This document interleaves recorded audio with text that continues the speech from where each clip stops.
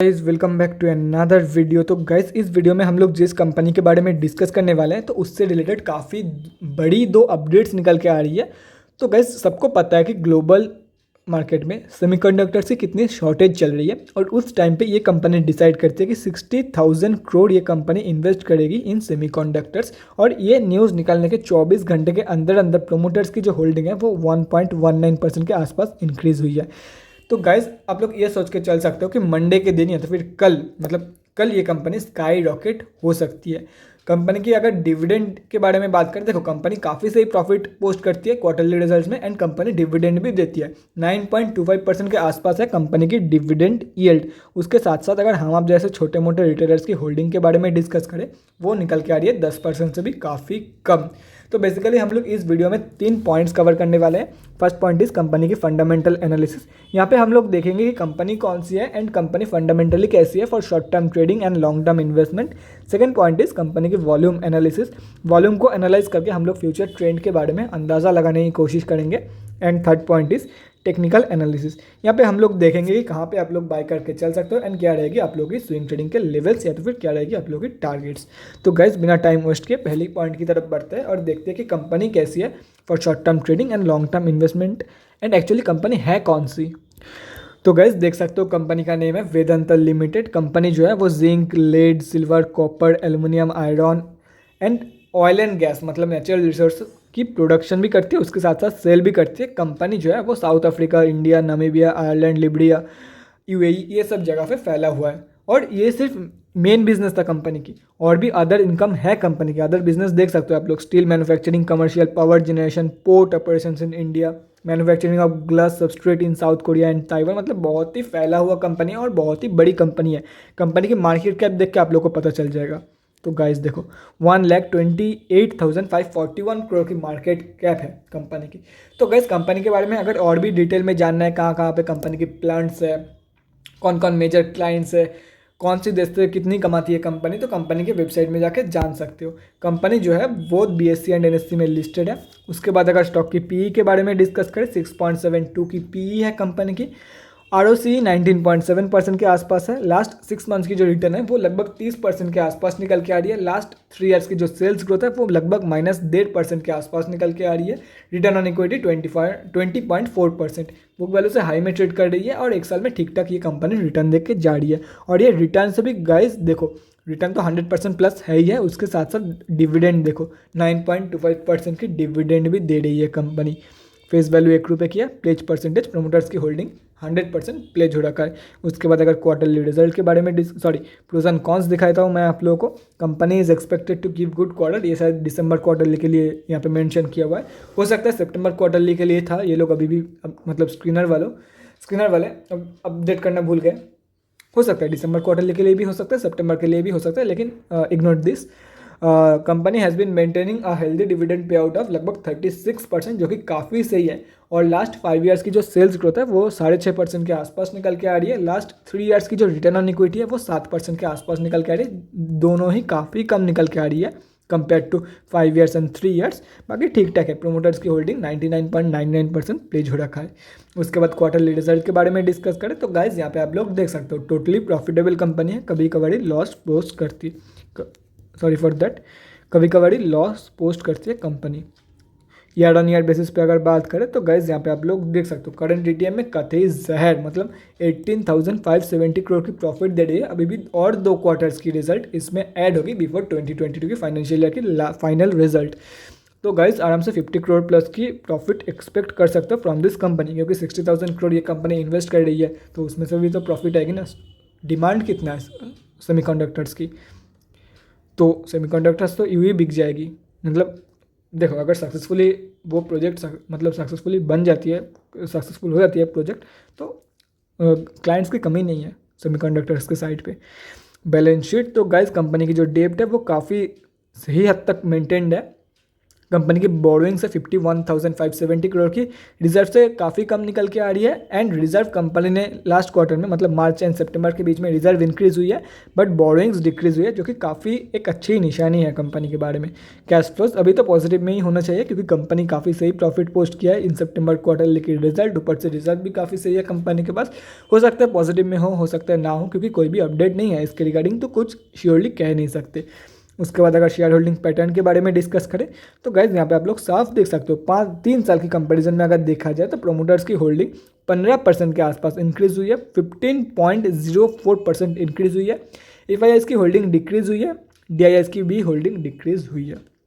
लेकिन अगर देखा जाए तो पब्लिक की होल्डिंग डिक्रीज हुई है, इसका मतलब पब्लिक से माल उठाया गया है, मतलब प्रोमोटर्स ने इतना बाइंग किया, सब कुछ मेकअप हो गया, यहाँ पे कवर हो गया है। यहाँ पे पब्लिक में अगर डिस्कस करें तो 10% से भी कम निकल के आ रही है पब्लिक, हम आप जैसे छोटे मोटे रिटेलर्स की holding.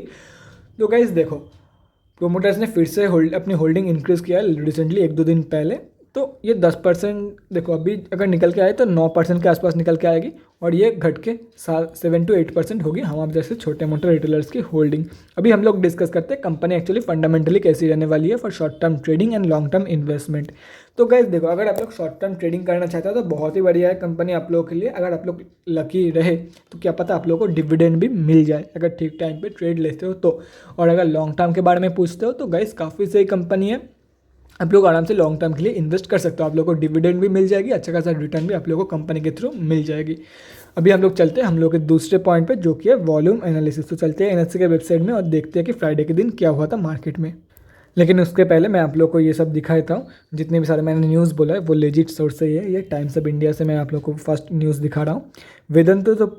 Vedanta to put ₹60,000 crore into semiconductors. ये सोर्स मतलब मैंने जितने भी सारे बात बोली है ये लेजिट है, मैं आप लोग को दिखाया था। कोई भी उल्टा फुल्टा सोर्स से मैं नहीं बता रहा हूँ, कोई भी फेक न्यूज़ मैं स्प्रेड नहीं कर रहा हूँ, सॉरी फॉर दैट गाइज। तो गाइज यहाँ पे आप लोग पढ़ सकते हो, अगर आके पढ़ना है तो टाइम्स ऑफ इंडिया में आप लोगों को ये आर्टिकल मिल जाएगी, आप लोग यहाँ पे आके पढ़ सकते हो। अभी आप लोग दूसरा न्यूज़ दिखाता हूँ कि प्रोमोटर्स ने अपनी होल्डिंग इंक्रीज़ किया है।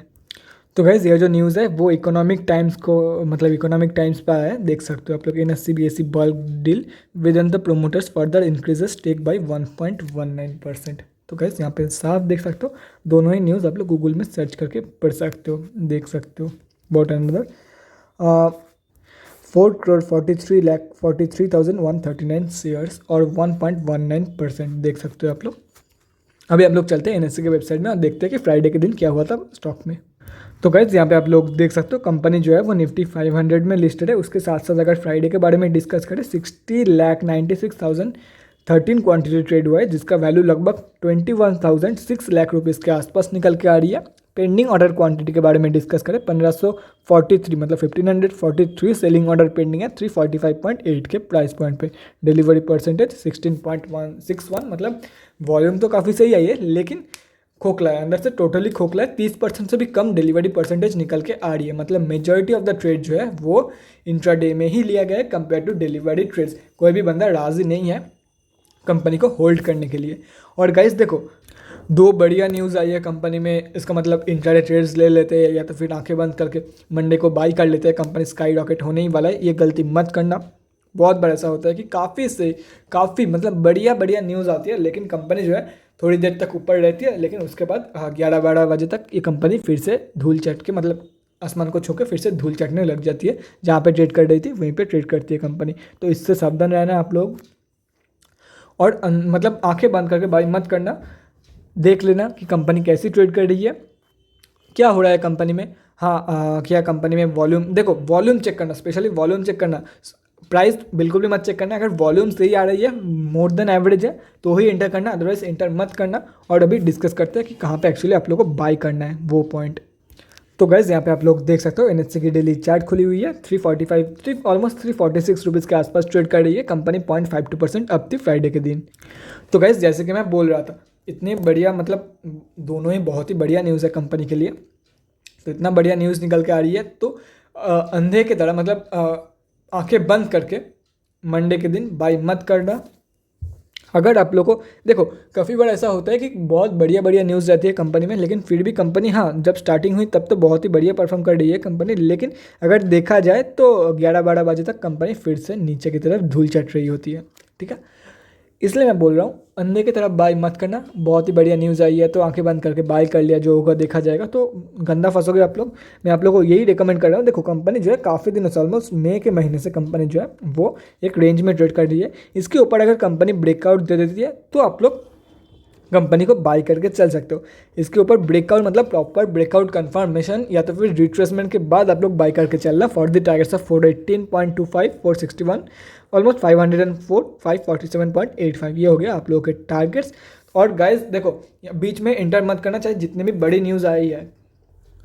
अगर मान लो कि कंपनी में, देखो कंपनी अगर मंडे के दिन पॉजिटिव भी रहती है तो हो सकता है कि यहाँ से ट्यूसडे के दिन या तो फिर वेडनेसडे के दिन कंपनी, ये जो आप लोग को रेजिस्टेंस दिख रहा है यहाँ से कंपनी फिर से नीचे गिर जाए। तो मैं आप लोग को यही बोलूँगा, मंडे के दिन अवॉइड करो भाई। अगर मंडे इसके ऊपर प्रॉपरली क्लोजिंग कर देती है विद वॉल्यूम, अगर आप लोगों को कंफर्मेशन मिल जाती है तो बाय करके चल सकते हो। अदरवाइज मैं बिल्कुल भी रिकमेंड नहीं करता हूँ कि अभी बाय करो, मंडे के दिन स्काई रॉकेट होने वाला है।